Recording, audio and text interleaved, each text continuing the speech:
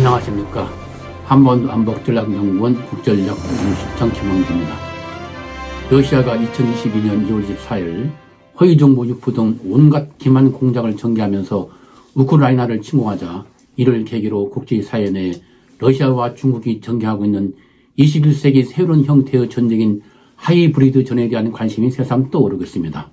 따라서 이번에는 러시아와 중국이 현재 수행하고 있는 새로운 전쟁 형태인 하이브리드 휴전에 대해서 이해에 걸쳐 말씀드리겠습니다.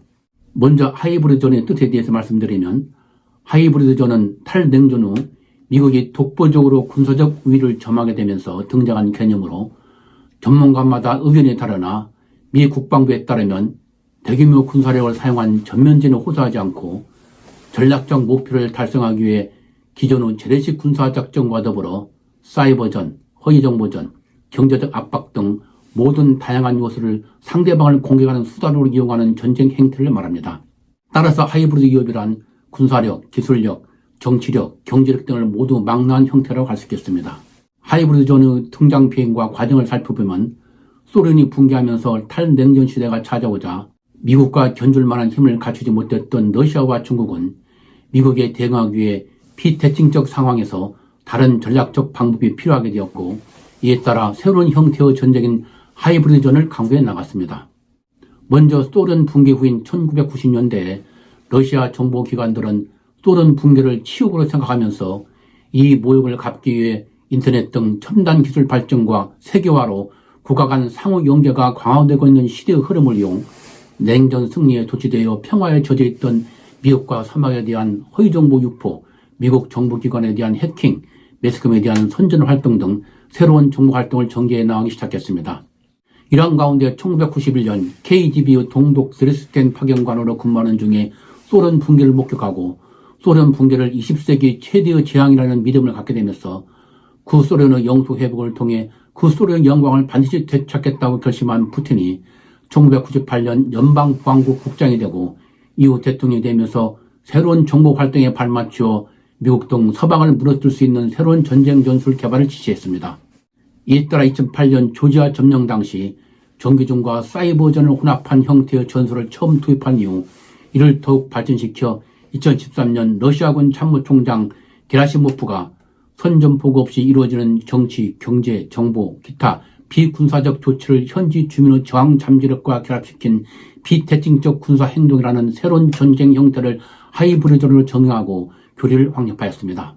한편 미국과 패권 경쟁을 벌이고 있는 중국도 압도적인 종합국력을 가진 미국을 전통적인 전쟁 방식으로는 이길 수 없다는 결론을 내리고 2000년부터 장쩌면 당시 국가주석의 지시에 따라 추한전이라는 새로운 전략을 채택하였습니다.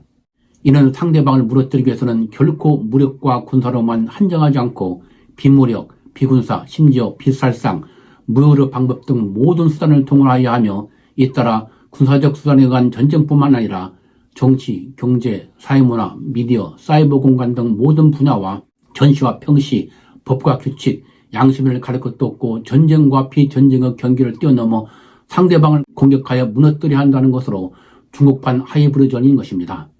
미국의 압도적 군사력 우위라는 현실에 직면한 러시아와 중국이 하이브리드 전술 개발을 추진하게 된 데에는 첨단 기술의 발달, 세계가 상호 연결되는 초연결 사회의 등장, 진화하는 위협의 본질 등 다양하고 복잡한 요인들이 작용하고 있습니다.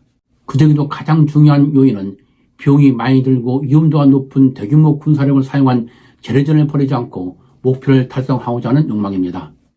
이를 위해 하이브리드 전술은 정치전, 정보전, 사이버전, 심리전, 경제 외교적 압박 등 모든 수단을 사용하면서 평화와 전쟁, 그리고 군사수단과 비군사수단 사이의 구별이 모호한 회색지대를 이용하며, 따라서 하이브리드전은 회색전이라고도 불리고 있습니다. 또 다른 요인은 국제체제 내에서 권력이 국가에서 비국가 행위자로 분산되는 등 권력의 본질이 변하고 있는 점 등을 들 수 있습니다. 특히 이것은 비국가 행위자가 영향력을 행사할 수 있다는 디지털 영역에서 두드러지고 있습니다. 이러한 요인들에 따라 하이브리드전은 대규모 군사력을 사용하지 않고 공격 주체의 노출을 최소화할 수 있고 공격 의도를 은폐하면서 전략적 목적을 달성할 수 있는 무정령 전략이라는 특징을 지니고 있으며, 이러한 점에서 국가뿐만 아니라 테러 집단, 극단주 세력, 범죄 집단 등 비국가 행위자도 하이브리드전 주체가 되고 있습니다. 또한 하이브리드전 공격 목표는 군사력이나 권력 집단이 아니라 사회나 문화, 즉 사회적 가치와 규범을 대상으로 하여 사회적 혼란이나 분열을 조장할 수 있고 고도 심리전을 통해 사려 분별을 못하게 만들고 하이브리전이라는 인식을 할 수 없게 만드는 등 위협의 수단과 목표가 점차 다양화되고 예측하기 어렵다는 특징을 지니고 있습니다. 이러한 특징을 지니고 있어 저비용과 저위험으로 자신보다 압도적인 힘을 가지고 있는 상대국을 무너뜨릴 수 있는 장점을 지닌 하이브리드전을 러시아와 중국은 적극 전개하고 있습니다. 먼저 러시아가 수행한 하이브리드전의 대표적인 역사적 사례를 살펴보면 2014년 러시아가 당시 우크라이나의 자치공화국이었던 크림반도를 합병한 것을 들 수 있습니다.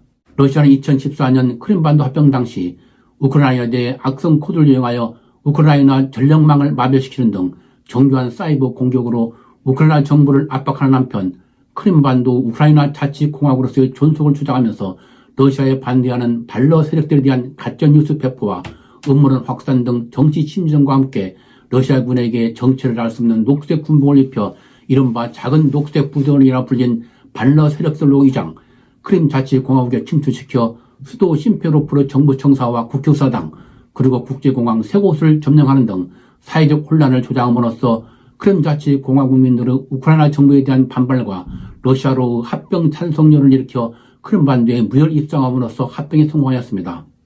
또한 러시아는 2020년 2월 14일 우크라이나 침공 시에도 똑같은 하이브리드전을 전개하였습니다. 러시아는 2021년 11월부터 우크라이나 적정에 대규모 군사력을 집결하여 침공 위협을 가하면서 우크라이나 국방부와 중요 인프라에 대한 사이버 공격과 함께 우크라이나인의 러시아인인 학살, 우크라이나군의 러시아 침공 등 우크라이나 침공을 정당화하기 위한 구실을 만들기 위해 온갖 가짜뉴스를 만들어 전파하고 미국이 우크라이나 침공 가능성을 경고하자 우크라이나 적경지역에 배치된 러시아군이 철수하는 가짜 동영상을 만들어 보도하는 등 온갖 기만 공작과 허위 정보와 역정보 유포, 우크라이나 내 친러 세력 조정 등을 통한 우크라이나 혼란 조장, 전략 핵 미사일 발사 훈련 실시를 통한 우크라이나 내 공포감 조성 등 온갖 위장술책과 신전 등으로 우크라이나와 미국을 기만하여 헷갈리게 만든 후 그 틈을 타서 전격 침공을 단행하였습니다. 이와 같이 러시아는 구소련의 영토를 회복하여 구소련의 영광을 회복한다는 푸틴의 야망에 따라 우크라이나와 전쟁에서 하이브리드전을 구사하였습니다. 이 밖에도 러시아는 2016년 미 대선 당시에도 하이브리드전을 전개했는데 대선 유력 후보였던 힐러리 클린턴이 이메일을 해킹하여 탈취한 2만여 건의 문건들을 위키리스크스에 유출시켜 힐러리 클린턴에게 타격을 입히고 소셜미디어 플랫폼에 약 8만여 건의 가짜뉴스를 배포하여 칠러 성향인 트럼프의 유리한 방향으로 여론을 조장함으로써 트럼프 당선을 도와주는 결과를 가져왔습니다. 이러한 러시아의 하이브리드전을 통한 미 대선 개입은 적대국의 정치에 개입하여 자국의 유리한 정치 환경을 만들어낼 수 있음을 보여주는 것으로 표현의 자제와 민주주의 체제의 존립을 위협할 수 있는 중대한 국제 범죄라고 하겠습니다. 그리고 이러한 것은 우리에게도 많은 시사점을 준다고 하겠습니다. 이와 같이 러시아와 중국이 미국 등 서방을 무너뜨리기 위해 정보전을 바탕으로 새로운 전쟁 뉴스를 개발해 나가자 미국은 이에 대한 대응 방안을 못하게 나갔습니다.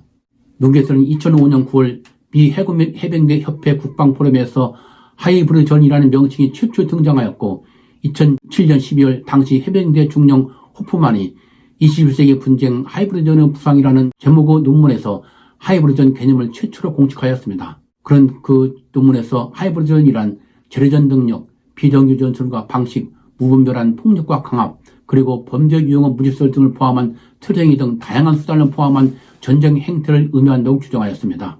그러나 이 당시만 해도 미국은 하이브리드전 개념을 전장터에서 전개되는 상황에 중점을 두고 대응해 나갔으나 시간이 흐르면서 하이브리드 기업 수단이 군사를 뛰어넘어 정치, 경제, 사회면에서 모든 수단과 여타 각종 비활동적 수단으로 확대해 나가고 특히 러시아가 하이브리드전으로 크림반도를 합병하자 미 국방부는 2014년 4주년 국방검토 보고서를 통해 세계화와 첨단 과학기술 혁신으로 상호 연결성이 전대미문의 수준으로 발전하면서 하이브리드 위협 수단이 새롭고 다양하게 변화하고 있어 이제 세계는 하이브리드전이라는 새로운 안보 환경에 직면하고 있다고 지적하고 이에 대한 대응책 강구 필요성을 강조했습니다.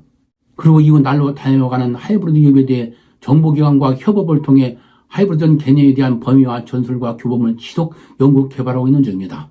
이러한 미국 등 서방의 하이브리드전에 대한 대응 사례를 살펴보면 다음과 같습니다. 먼저 미국은 러시아가 하이브리드전으로 크림반도를 합병할 당시 사실을 알지 못해 어떠한 대응도 못했던 경험을 경험 삼아 2021년 11월 러시아가 우크라이나 적정 지역에 군사를 배치하자 떨리반 백악관 안보보좌관 산하에 국가정보국 및 CIA 등 정보기관 주도로 국방부, 국무부, 에너지부, 재무부, 국토안보부, 국제개발처 등이 참여하는 타이거팀이라는 명칭의 TF를 만들어 러시아의 하이브리드 전 추진 동향을 계속 추적함으로써 러시아의 우크라이나 침공을 사전에 파악하였고 러시아의 하이브리드에 대응하는 우크라이나를 적극 지원하고 있습니다.